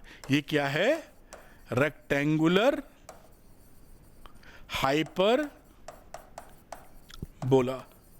तो ये कहानी देखिए, इस फॉर्मूले को ध्यान में रखिए। ये क्या है कि एक लाइन चार्ज है, इनफाइनाइटली लॉन्ग वायर है, उससे आर डिस्टेंस दूर कितना इलेक्ट्रिक फील्ड बन रहा है, इतना इलेक्ट्रिक फील्ड आपका बन रहा है। इसको आप पकड़ के दिमाग में रख लीजिए। अब यही बात देखिए यहां लिखी थी, जो मैंने समझा दी है, आप ऑलरेडी समझ चुके हैं। ये सारी चीज मैंने आपको बता दी थी, जो करके दिखाई है वही आप समझ पाए हैं। अब देखिए यहां पर अगर ये फाइनाइट लेंथ का वायर है, अगर ये फाइनाइट लेंथ का वायर है, पहले वाला कितना लंबा था, बहुत लंबा, इनफाइनाइट लेंथ का। अगर ये फाइनाइट लेंथ का वायर है तो इसका डेरिवेशन नहीं है, इसको नहीं समझना है डेरिवेशन, इसके रिजल्ट को जरूर ध्यान रखना है। इन दोनों छोरों को अगर यहां पर P पर मिला दो, इससे R डिस्टेंस दूर P पॉइंट पर इलेक्ट्रिक फील्ड आप पता करना चाहते हैं। इसके इस एंड को इससे मिलाया, एंगल बना θ1, इस एंड को इससे मिलाया, एंगल बना θ2। ये R डिस्टेंस है, perpendicular distance from the wire. तो उस समय हमारा इलेक्ट्रिक फील्ड कितना होता है, 1 upon 4 pi epsilon naught lambda upon r sine θ1 plus sine θ2। इस फॉर्मूले को हम और आप ध्यान करके रखेंगे। ये किसके लिए है, फाइनाइट लेंथ ऑफ वायर के लिए। लेंथ जहां पर फाइनाइट होगी वहां के लिए है, इनफाइनाइट के लिए पहले ही चर्चा कर चुके हैं। खैर आइए एक सवाल इस पे करते हैं, जैसे हमारी सिचुएशन और स्ट्रांगली बिल्डअप हो जाए। तो इस सवाल को पकड़ते हैं। लिखा है an infinite line charge produces a field of this one. ये फील्ड प्रोड्यूस हो रही है at a distance of 2 centimetre. Calculate the linear charge density. बहुत ही ज़्यादा सरल है, क्योंकि E की वैल्यू होती है lambda upon 2 pi epsilon naught into R. अब अगर आप लेमडा निकालने जाएंगे तो क्या हो जाएगा, 2 pi epsilon naught R into E. Value रखना शुरू कर दीजिए यहाँ पर। तो ये वैल्यू रख सकते हैं, देखिए ये 4 पाई एप्सिलॉन नॉट को 9 इंटू 10 1 अपॉन 9 इंटू 10 की पावर 9 और 2 से डिवाइड करना होगा तो 1 अपॉन 2, क्योंकि 4 पाई होता है वहाँ पर। और फिर रही बात आर की, आर है 2 सेंटीमीटर, तो 2 सेंटीमीटर मतलब 2 इंटू 10 की पावर -2। फिर इलेक्ट्रिक फील्ड जो कि 9 इंटू 10 की पावर 4 है। अब इसको कैलकुलेट कर लीजिए, 10 की पावर -7 कूलाम पर मीटर। ये आपका आंसर आ गया है। तो ये बहुत आसानी से आप कर सकते हैं, फॉर्मूला बेस्ड क्वेश्चन था, नोट कर लीजिए। अगली चीज देखते हैं। मेरे ख्याल से आप इसको देख पाए होंगे, कर पाए होंगे। नेक्स्ट सिचुएशन पे चलते हैं। और यहां पर देखिए क्या चीज दिख रही है, कि electric field due to a plane sheet of charge, ये प्लेन शीट है, थिन प्लेन शीट, इससे कितना इलेक्ट्रिक फील्ड बनता है। तो उसको भी जल्दी से मैं समझा देता हूं, बहुत ही आसान होता है। ये मान लीजिए एक शीट है पॉजिटिवली चार्ज, और इसकी जो चार्ज डेंसिटी है बेटा वो सरफेस चार्ज डेंसिटी सिग्मा है। सरफेस चार्ज डेंसिटी यानी चार्ज पर यूनिट एरिया, ठीक है। अब यहां किसी पॉइंट P पर हम निकालना चाहते हैं इलेक्ट्रिक फील्ड, तो हम एक सर्किल, एक हम सिलेंडर लेते हैं, आधा सिलेंडर ऐसे, सपोज कहिए इस पॉइंट P पर हम कहीं पर इलेक्ट्रिक फील्ड निकालना चाह रहे थे, P पॉइंट पे कह लीजिए, जो कि यहां से कितना दूर है, this is the distance R। अब यहां से आधा सिलेंडर, इसमें धंसा हुआ सिलेंडर हम पीछे ऐसे निकालते हैं, ये भी यहां से कितना, इस सेंटर पर है कहानी। अब इसकी ये जो एरिया है, दिस एरिया इज A ले लो, और इसका भी एरिया सेम A है, और इसका भी एरिया सेम A है। तो यहां से कितना इलेक्ट्रिक फील्ड जाएगा, ये बात अगर हम की जाए, फ्लक्स कितना जाएगा कह दीजिए, तो फ्लक्स हो जाएगा Q inside upon epsilon not, इस सिलेंडर से जाने वाला फ्लक्स। और फ्लक्स कहाँ कहाँ जा रहा है, राइट साइड और लेफ्ट साइड, क्योंकि जो हमारी प्लेन शीट होती है उससे जो इलेक्ट्रिक फील्ड होता है वो परपेंडिकुलर डायरेक्शन में ऐसे ऐसे होता है। तो कर्व सरफेस एरिया से तो कोई फ्लक्स जाएगा नहीं, तो फ्लक्स कितने से जाएगा, राइट साइड और लेफ्ट साइड से। कर्व सरफेस एरिया से यहां से फ्लक्स कितना होगा, 0 कर्व्ड एरिया से, क्योंकि यहां इलेक्ट्रिक फील्ड होगा इस डायरेक्शन में और एरिया वेक्टर इस डायरेक्शन में, इनके बीच 90 एंगल बन जाएगा, जैसा आप समझ पाते हैं या जानते हैं। इसी को आप लिख सकते हैं flux at right, flux at left plus flux at right. यहां पर देखिए एरिया वेक्टर किधर है, ये इलेक्ट्रिक फील्ड का डायरेक्शन, और एरिया वेक्टर भी इसी डायरेक्शन में। तो थीटा यहां पर कितना हो गया, 0 डिग्री। यहां देखिए ये एरिया का वेक्टर है और इलेक्ट्रिक फील्ड ऐसी डायरेक्शन में है, प्लस से अवे होता है, तो इधर इलेक्ट्रिक फील्ड, यहां भी थीटा 0। तो इसको आप Q inside upon epsilon naught, ये कितना रहा, E into A plus E into A, क्योंकि कॉस थीटा तो 1 आ जाएगा, तो ई ए कॉस थीटा यानी cos theta is equal to 1, तो ई ए प्लस ई ए, तो ये वैल्यू हो गई 2EA is equal to Q inside upon epsilon naught. अब ये चार्ज कितना इनसाइड है, इसके एरिया था A और यूनिट एरिया पे चार्ज था सिग्मा, तो A sigma upon epsilon naught.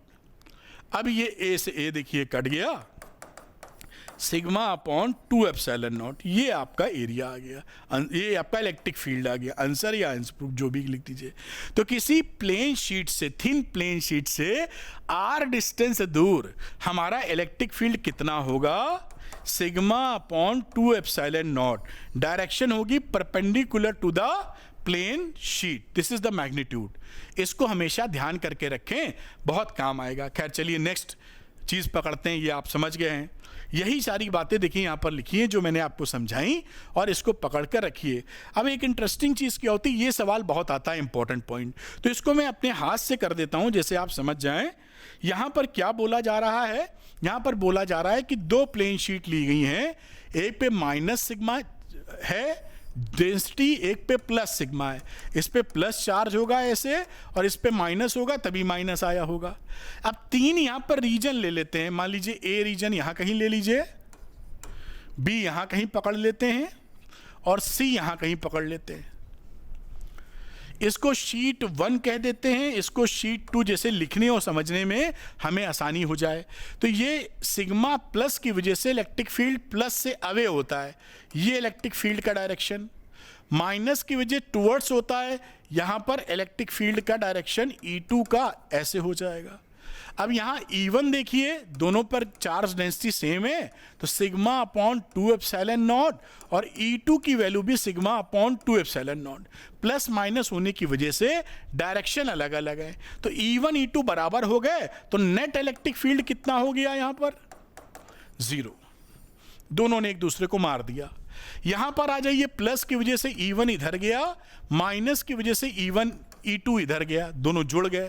तो अगर दोनों जुड़ जाएंगे तो E नेट की वैल्यू कितनी हो जाएगी? E1 प्लस E2, और इन दोनों को ऐड करेंगे तो आ जाएगा सिग्मा अपॉन एप्सिलॉन नॉट। ये आप E1 प्लस E2 जब करते हैं, sigma upon 2 epsilon not plus sigma upon 2 epsilon naught, तो एलसीएम आ जाएगा 2 एप्सिलॉन नॉट, और ये वैल्यू आ जाएगी सिग्मा अपॉन एप्सिलॉन नॉट। ये वैल्यू यहां पर आ गई सिग्मा अपॉन एप्सिलॉन नॉट, इसको भी हाईलाइट कर लीजिए। तीसरा, बाहर की तरफ E1 की बात करें तो इधर भागेगा, E2 निगेटिव अपनी तरफ, बोथ आर इक्वल, तो E नेट अगेन 0।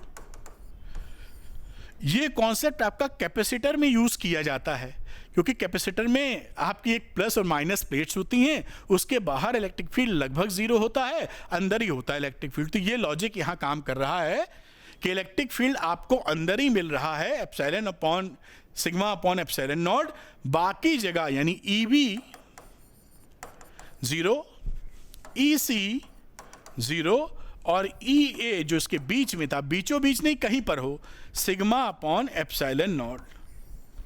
ये वैल्यू यहां पर निकल आती है। तो ये भी आप समझ गए। मैं हटता हूं, कुछ बच्चे नोट करना चाहेंगे, फिर अगला एक क्वेश्चन लेते हैं, फिर आगे हम लोग बढ़ते हैं। इसको आप नोट कर पाए होंगे। नेक्स्ट क्वेश्चन की तरफ बढ़ते हैं हम लोग। ये देखिए, यहां पर ये वही चीज वर्किंग करके दिखाइए जो मैं आपको समझा चुका हूं, तो ये बात आप ऑलरेडी समझ चुके हैं।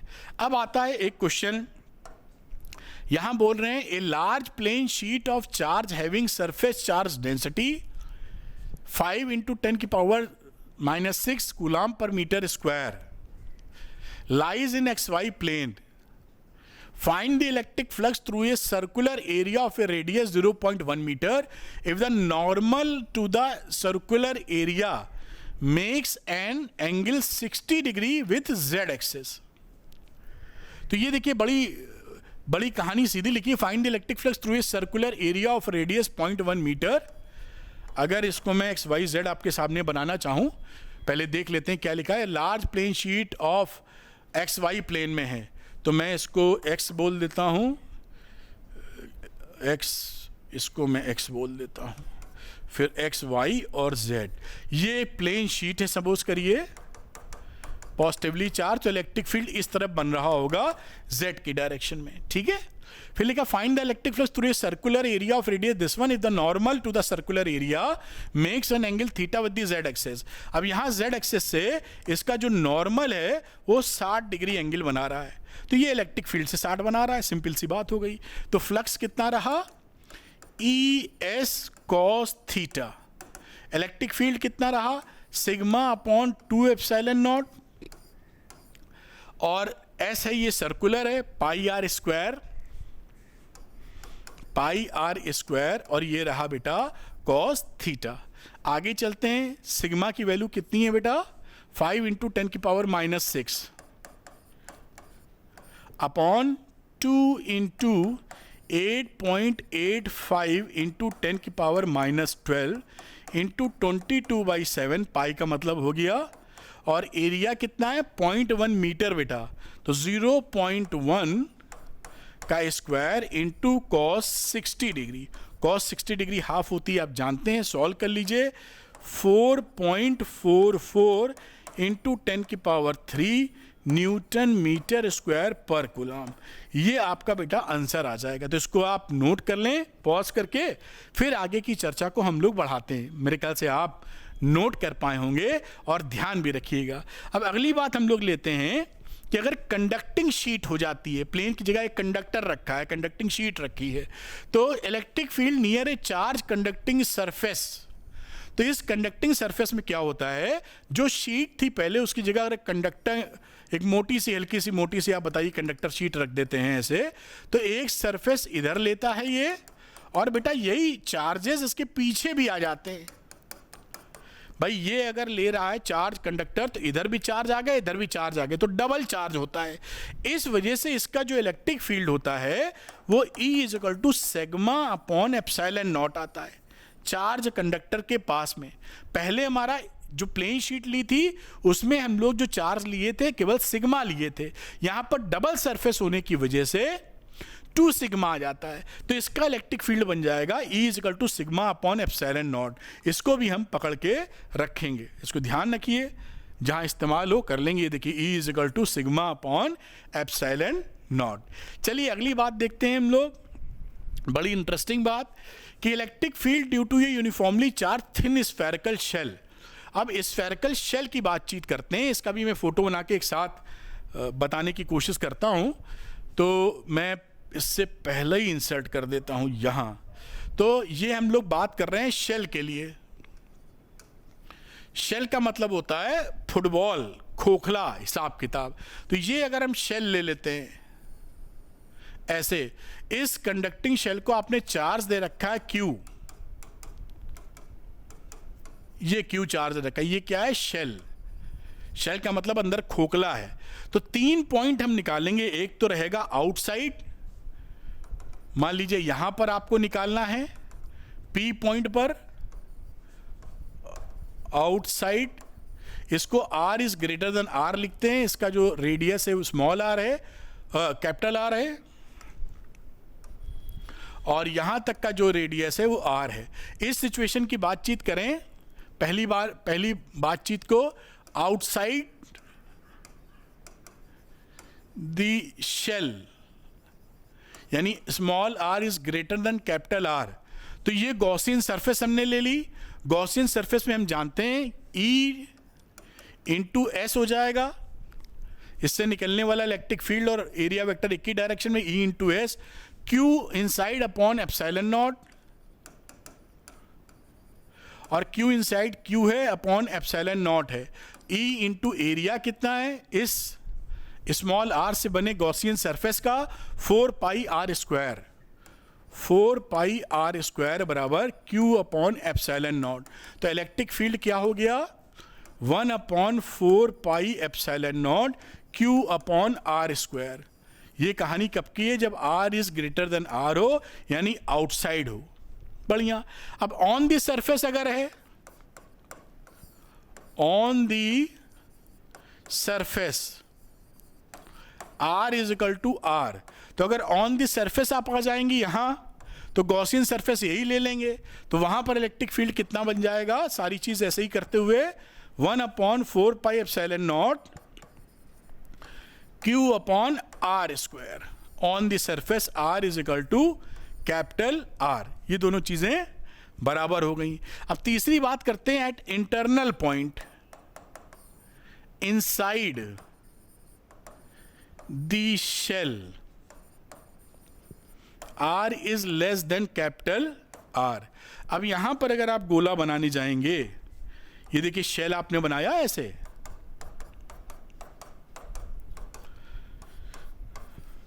और इसके अंदर आपने एक गॉसियन सरफेस ली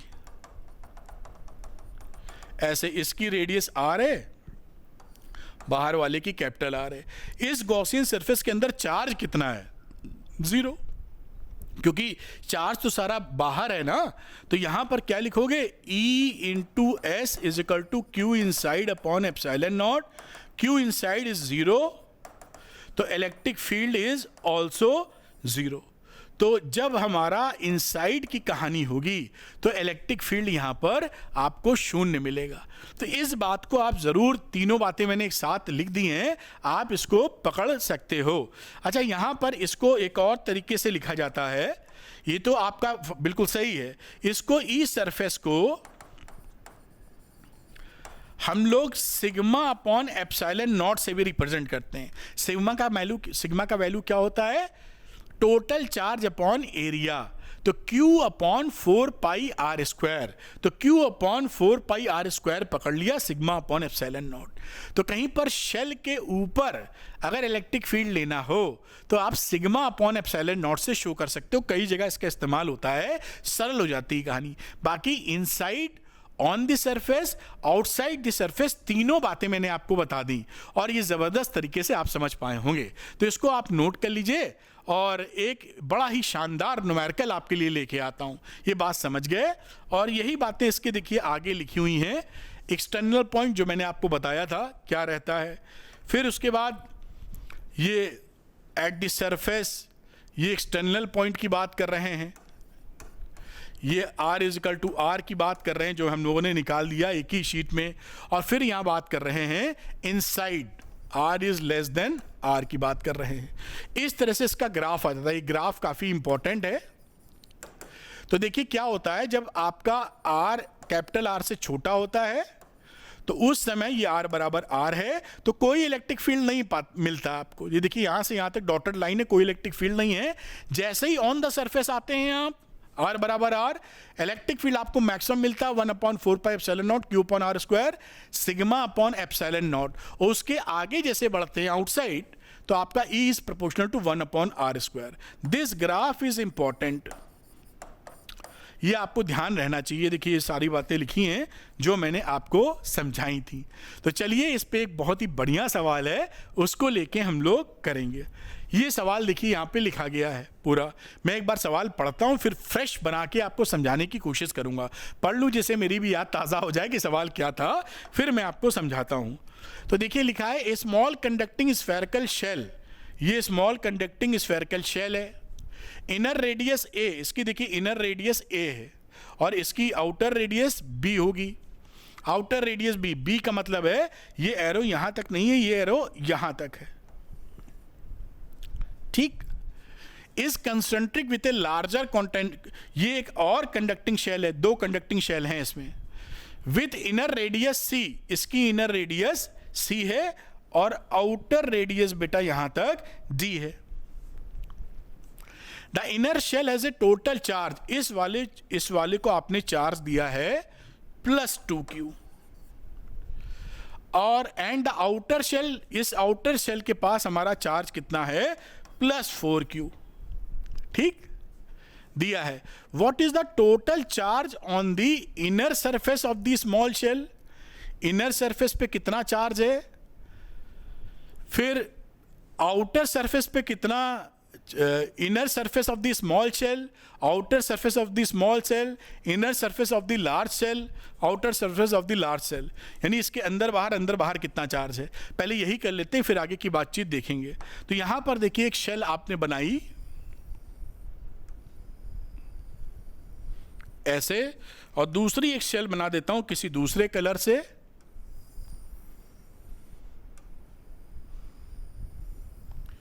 कॉन्सेंट्रिक है, फिगर बहुत अच्छी नहीं है, कॉन्सेंट्रिक पकड़ के चले।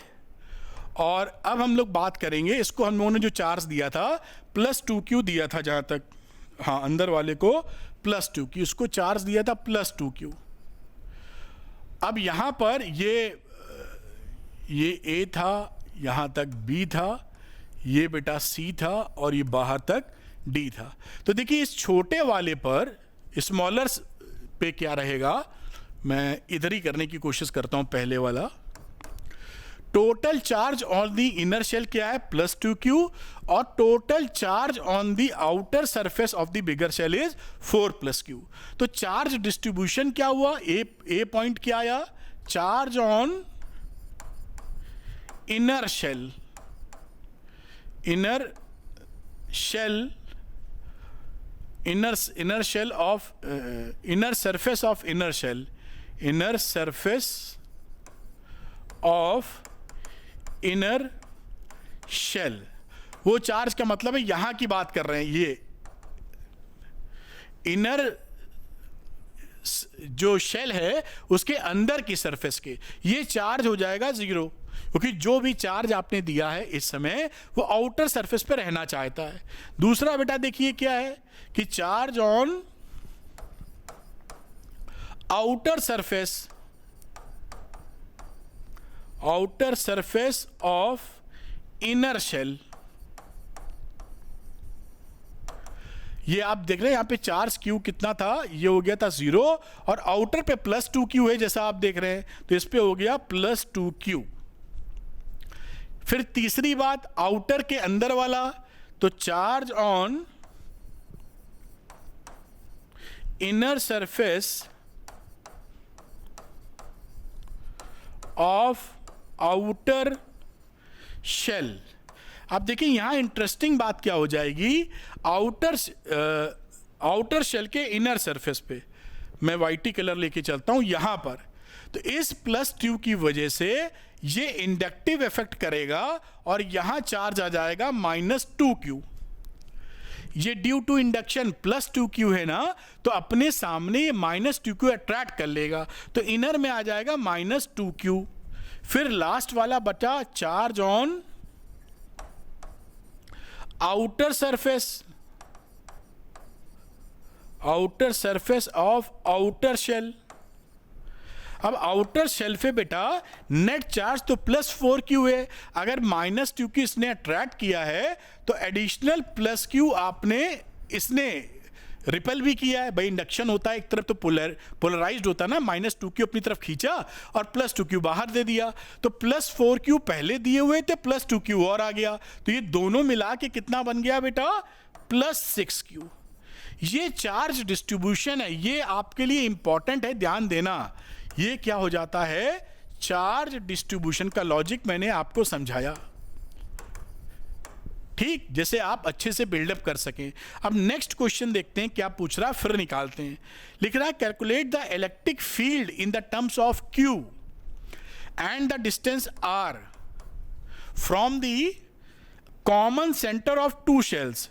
Common centre of two shell से निकाल रहे हैं, और यहां पर जो बातें लिखी हैं, R हमारा A से छोटा है, यानी हमारा यहां पर इलेक्ट्रिक फील्ड क्या है, उसके बाद कह रहा है A और B के बीच क्या है, इन दोनों के बीच यहाँ कितना है, फिर इसके बाहर कितना है, B और C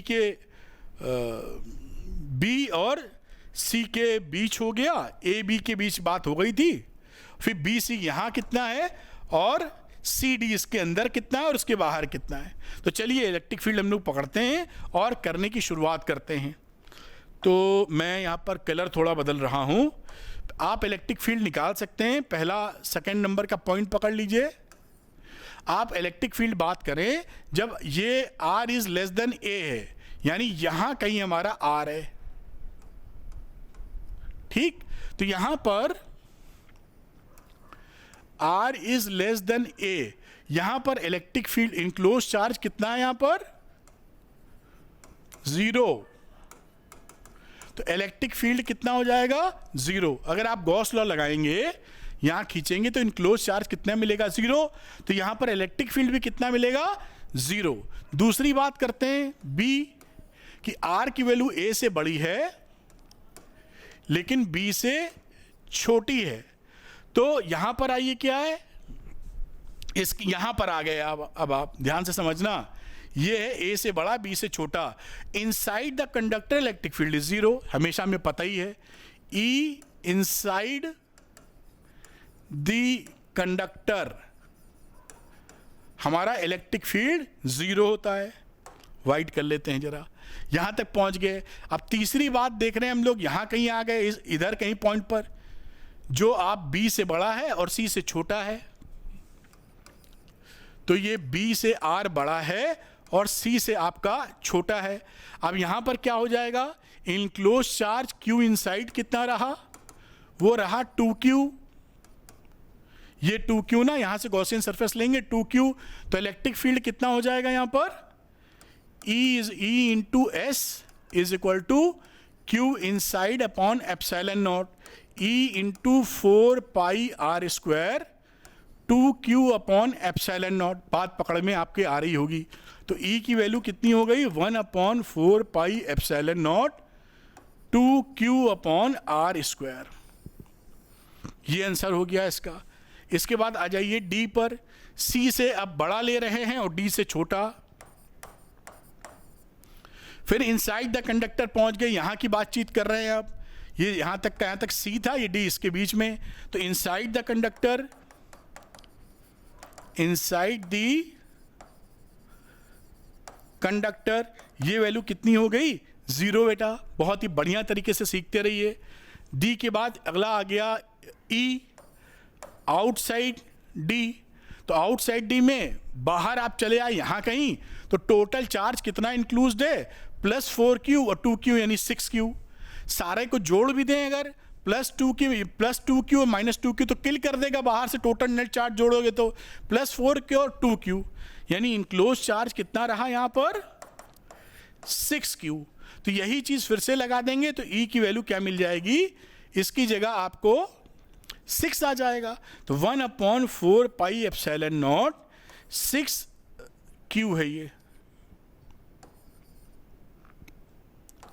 Q/r²। ये कहानी है, दिस इज Q, एप्सिलॉन नहीं समझ लेना, दिस इज Q। ठीक है, इस तरह से आप नोट कर लीजिए। ये बहुत ही बढ़िया एक सवाल था जो आपके कॉन्सेप्ट को क्लियर कराता है। अगले सेगमेंट में भी बहुत ही शानदार एक सवाल करेंगे जो आपके सारे फंडों को बहुत ज़बरदस्त तरीके से क्लियर करेगा। पॉज करें और नोट करें, मेरे ख्याल से आप नोट कर पाए होंगे। अगली कहानी की तरफ बढ़ते हैं। Electric field due to a solid sphere of charge.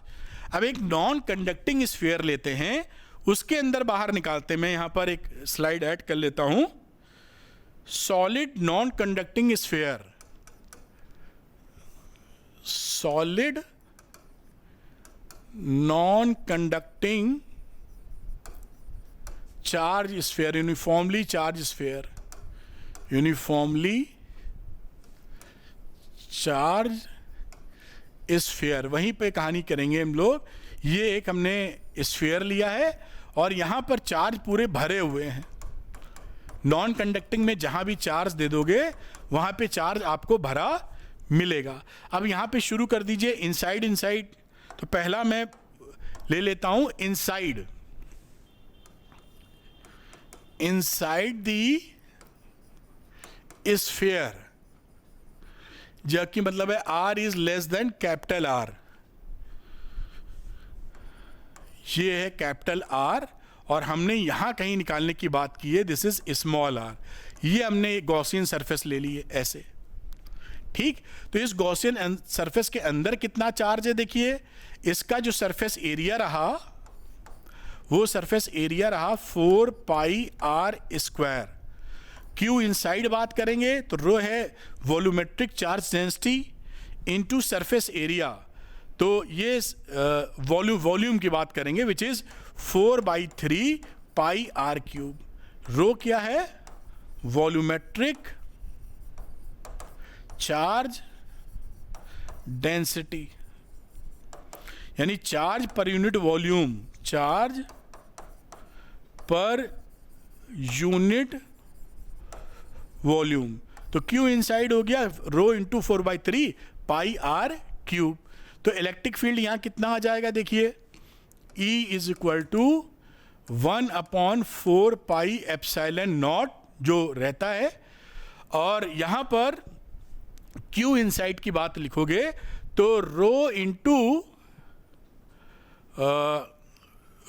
Into ये पूरा ही मैं कर देता हूं, देखने समझने में आसानी होगी, E इंटू S और Q इनसाइड अपॉन ε0। तो E रहा सरफेस एरिया रहा 4πr²। Q इनसाइड की बात करें तो रो इंटू 4/3πr³ अपॉन, ये स्मॉल r नहीं है कैपिटल R है बेसिकली, और यहां पर कैपिटल R है क्योंकि ये वॉल्यूम तो इस कैपिटल R का है, और ये रहा बेटा ε0। तो यहां से ये वैल्यू लिखी जा सकती है E इज इक्वल टू 4π काट दीजिए तो ये वैल्यू आ गई कितनी, रो और 4/3πr³, और ये आरती दिख रही है रो R upon r³ upon ε0r²। ये इनसाइड की वैल्यू दिख रही है बेटा। थोड़ा सा हम लोग ध्यान से देखते हैं। तो बच्चों यहाँ पे थोड़ा सा ये ठीक कर लीजिए, ये जो वॉल्यूम है ये वॉल्यूम छोटा वाला R का है, तो ये स्मॉल r³ आएगा और यहाँ भी स्मॉल r³ आएगा, और यहाँ भी देखिए ये स्मॉल r³ आएगा। अब ये वैल्यू काटोगे तो बनेगा रो अपॉन 3ε0 इंटू आर। तो ये कंडीशन हो गई R is less than R के लिए, इनसाइड के लिए, रो के फॉर्म में। अगर रो की वैल्यू देखिए क्या लिख सकते हो, अगर इसको चार्ज आपने क्यू दिया हुआ है तो रो का मतलब है total charge upon volume 4/3 pi are cube. अगर रो की वैल्यू ये आप पुट कर दें इसमें रो की वैल्यू, तो what you will get, E is equal to 1/4 pi epsilon naught Q upon R cube into R. तो एक तो ये फॉर्मूला और ये भी फॉर्मूला दोनों बड़े इंपॉर्टेंट हैं। ये भी फॉर्मूला ध्यान रखना होगा, बड़ा मदद करता है। रो और अपॉन 3 एप्सिलॉन नॉट, और रो की वैल्यू अगर आप पुट कर देंगे q upon 4/3 pi are cube, यहाँ 4/3 pi r 4/3 pi q upon 4/3 pi are cube, तो इससे ये रिजल्ट आपका आ जाएगा। दूसरी बात करते हैं, अगर हम लोग कहाँ पर एट दी सेंटर की बात करें तो सेंटर पे 0 है। एट दी सेंटर का मतलब क्या है, R इज इक्वल टू 0, तो इलेक्ट्रिक फील्ड क्या है 0, तो इसके सेंटर पर कितना इलेक्ट्रिक फील्ड मिलेगा 0। तीसरी बात करते हैं, एट दी सरफेस का मतलब R बराबर R की बातचीत कर रहे हैं, तो इस समय R बराबर R पुट कर दीजिए, तो ये वैल्यू देखिए क्या मिल जाएगी, यहां पर ये हो जाएगा E इज इक्वल टू, और कैपिटल R रख देंगे यहां पर, तो रो R अपॉन 3 एप्सिलॉन नॉट, जब R बराबर R हो। और यहां इलेक्ट्रिक फील्ड की बात करेंगे तो E is equal to 1/4 pi epsilon naught, R और R बराबर है तो Q अपॉन R स्क्वायर। ये कहानी कब की है, जब हम सरफेस पे आ गए, और जब हम सरफेस के बाहर चले गए R is greater than R outside, तो आउटसाइड के लिए देखिए क्या हो जाएगा, इसी को थोड़ा सा ऊपर कर लेते हैं।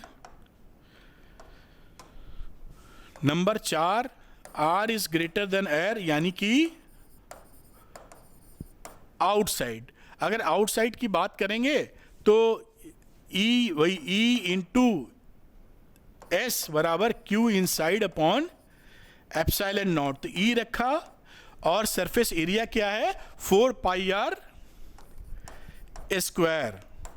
Q इनसाइड कितना है, Q तो पूरा ही आ गया है, यानी कि rho into 4/3 pi R cube upon epsilon naught. तो यहां से अगर निकालें 4 पाई देखिए कट गया, और E की वैल्यू कितनी आ गई, E is equal to rho upon 3 epsilon naught R cube upon R square, R cube upon R square. और ये फॉर्मूला कब के लिए, जब R is greater than R हो। और E के फॉर्म में लिखेंगे अगर हम लोग, मतलब इसकी रो की जगह आप वैल्यू रख दीजिए Q upon 4/3 pi R cube, तो ये वैल्यू बन जाएगी कितनी आपकी 1/4 pi epsilon naught Q upon R square. R is greater than R के लिए। तो ये भी बड़ा इंपॉर्टेंट है कि एक सॉलिड स्फीयर नॉन कंडक्टिंग, जिसमें पूरा चार्ज भरा हुआ है, उसके अंदर सरफेस पे, ये भी याद रखिएगा, बहुत जगह इस्तेमाल होगा, आप इसको नोट कर सकते हैं। और इस पे बेस्ड एक बहुत ही बढ़िया सवाल मैं आपको अभी कराता हूं, इसका ग्राफ भी देखेंगे हम लोग, समझ में आएगा, ये समझ पाए होंगे आप, और अच्छे से इसको नोट्स भी करिए, याद होना चाहिए फॉर्मूले वगैरह। खैर, इसको नोट कर पाए। अब इसका एक ग्राफ है जो मैं आगे बना हुआ है, मैं उसी में समझा देता हूं आपको। ये देखिए, सारी बात मैं आपको समझा चुका हूं, सब कुछ ये सब क्लियर कर चुका हूं। ये एक साथ देखिए लिखा है, E inside, E surface, E outside. Inside का मामला E में, रो में ये है, सरफेस पर ये है E rho R upon 3 epsilon naught, और E आउटसाइड की ये कहानी, ये भी याद होना चाहिए, बहुत तेजी से सवाल लगाने में मदद करता है। और ये इसका देखिए आपका ग्राफ आ जाता है, क्योंकि E is proportional to R है अंदर।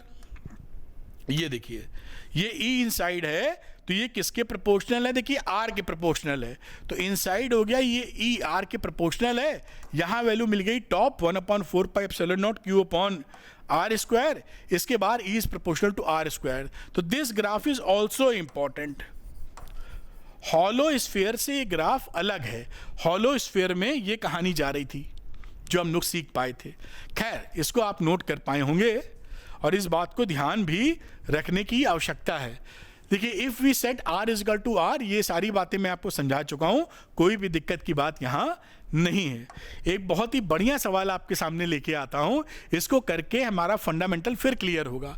देखिए क्या बोला है, at a point 20 centimetre from the centre of a uniform charge dielectric sphere of radius 10 centimetre, the electric field is this one, find the electric field at 3 centimetre from the centre of the sphere. तो देखिए ई outside कितना है, पहले में तो outside का जिक्र है, 1/4 pi epsilon naught Q upon R square, और E inside 1/4 pi epsilon naught Q upon R cube into X। तो ई इनसाइड क्या रहा, E outside into R square X upon R cube. ये देखिए, इसको इसी फॉर्म में दोनों को लिंकेज करके हमने यहां पर मेंशन कर दिया। तो E की वैल्यू क्या हो गई, E इनसाइड E आउटसाइड था 100, स्मॉल r की वैल्यू कितनी थी, देखिए r की वैल्यू 3 इंटू 20 का स्क्वायर अपॉन 10 का क्यूब। ये देखिए जो वैल्यू रखी थी उसी में हमने यहां पर डाल दिए हैं। तो ये वैल्यू क्या आई, 120 वोल्ट पर मीटर। इसको ध्यान पूर्वक देख लीजिए जो बातें, देखिए ई आउट लिखा हुआ था यहां पे 100 वोल्ट पर मीटर, इलेक्ट्रिक फील्ड 3 सेंटीमीटर पे निकालनी थी, वो आर की वैल्यू यहां पे, क्योंकि ये दोनों सेम रेशियो में है ना, आर क्यूब इसलिए यूनिट चेंज नहीं की है, ये 3 रख दिया ऐसे करके, एक्स की जगह 3 है ये, और ये आर स्क्वायर की जगह 20 का स्क्वायर है, और ये कैपिटल आर की जगह हो गया रेडियस 10 का स्क्वायर। और इस तरह से ये आसान सवाल था, हो गया। इसका नेक्स्ट सवाल जो हम लोग करेंगे वो इंटरेस्टिंग है। खैर, आप इसको नोट कर पाए होंगे। नेक्स्ट क्वेश्चन देख लेते हैं बेटा। अब ये देखिए इंटरेस्टिंग क्वेश्चन लिखा है, a non conducting sphere of radius R. ये रेडियस आर का एक नॉन कंडक्टिंग स्फीयर है। यहाँ इसका सेंटर ले लेते हैं, चलिए अभी देखते हैं। R has a spherical cavity of R/2। Spherical cavity, ये R यहाँ कहीं आ जाएगा, स्फेरिकल कैविटी का ये R/2 है ना, दिस इज R/2, तो this is R, same radius, और ये आपका R है, ये R/2 है, ये R/2 है। As shown, the solid part of the sphere has a uniform volume charge density rho। ये सॉलिड पार्ट ये है और ये कैविटी है, छेद है इसमें से, मान लीजिए cavity. Find the magnitude and direction of the electric field at point at O। O पर हमें निकालना है क्या इलेक्ट्रिक फील्ड है, और साथ में A पॉइंट पर निकालना है यहां पर। देखिए यहां पर इसको जब डील करोगे तो इसको हम सुपरपोजिशन प्रिंसिपल से करेंगे। इस कैविटी और इस कैविटी में कुछ नहीं है, तो हम क्या करते हैं, इस पूरे सिस्टम को, ये कॉन्सेप्ट समझ लीजिए, इस पूरे सिस्टम को ये रो से भरा हुआ और यहां कुछ नहीं, कैविटी है, इसको इक्विवेलेंट मान लेते हैं पूरा गोला जो रो से भरा हुआ है, प्लस ये इसको मानते हैं निगेटिवली चार्ज, छोटा जो गोला है, क्योंकि अगर ये पॉजिटिवली चार्ज पूरा था, निगेटिवली चार्ज ये था, तो यहां नलिफाई हो जाएगा। तो इसको दो गोलों का हम लोग कॉम्बिनेशन मान रहे हैं, एक जिसके अंदर रो पूरा भरा हुआ है, और ये cavity, this is the cavity. इस कैविटी में हमने ये माना है कि निगेटिव चार्ज हैं, जो इसके अंदर जब गया तो निगेटिव पॉजिटिव मिलके उतना खाली कर दिया, ये इतना प्लेस खाली हो गया, बाकी तो रो से भरा ही हुआ है। ये कॉम्बिनेशन ऑफ टू थिंग्स हैं। अब हमें निकालना है O का मतलब है इसके यहां पर O है और इसके सेंटर पर O है। तो पहला पॉइंट लेते हैं, इसको पहला गोला या दूसरा गोला ट्रीट कर सकते हैं, मतलब समझने के लिए। तो पहले वाले के लिए क्या है, R इज लेस, ये सेंटर पर है इसके, तो सेंटर पर वैल्यू क्या हो जाएगी, देखिए 0, ए की बात कर रहे हैं, एट सेंटर। तो एट ओ इसके लिए बात कर रहे हैं, तो E1 इज इक्वल टू 0, हम ये समझ गए यहां पर। दूसरी बात करते हैं E2 ऑन द सरफेस है, तो for E2 on the surface हमारा E2 की वैल्यू कितनी आती है, सिग्मा R जो रेडियस है अपॉन 3 एप्सिलॉन नॉट। यहां रेडियस R/2 है इस कैविटी की, अपॉन 3 एप्सिलॉन नॉट, तो वैल्यू कितनी हो गई, mu R upon 6 epsilon naught. और इसका डायरेक्शन किधर है, टूवर्ड्स लेफ्ट, क्योंकि ये निगेटिवली चार्ज है ना। इलेक्ट्रिक फील्ड कैसे होगा, इस डायरेक्शन में होगा, अपनी तरफ। पॉजिटिवली होता है दूर की तरफ, क्योंकि सेंटर पे है तो इलेक्ट्रिक फील्ड बना ही नहीं। तो इन दोनों का E1 प्लस E2 क्या रहा, E0 is equal to E1 plus E2। तो E1 तो 0 था और E2 हमारा रहा रो R अपॉन 6 एप्सिलॉन नॉट। तो रो R upon 6 epsilon not towards left. अब इसका सेकंड वाला करते हैं पार्ट। सेकंड पार्ट में क्या है, इस ए पे निकालना है, दोनों गोलों को अलग अलग सोचना है। तो इस बड़े गोले जो कि हम 1 नंबर पकड़ रहे हैं, इसको 1 नंबर पकड़ रहे हैं, इसको नंबर 2 पकड़ रहे हैं।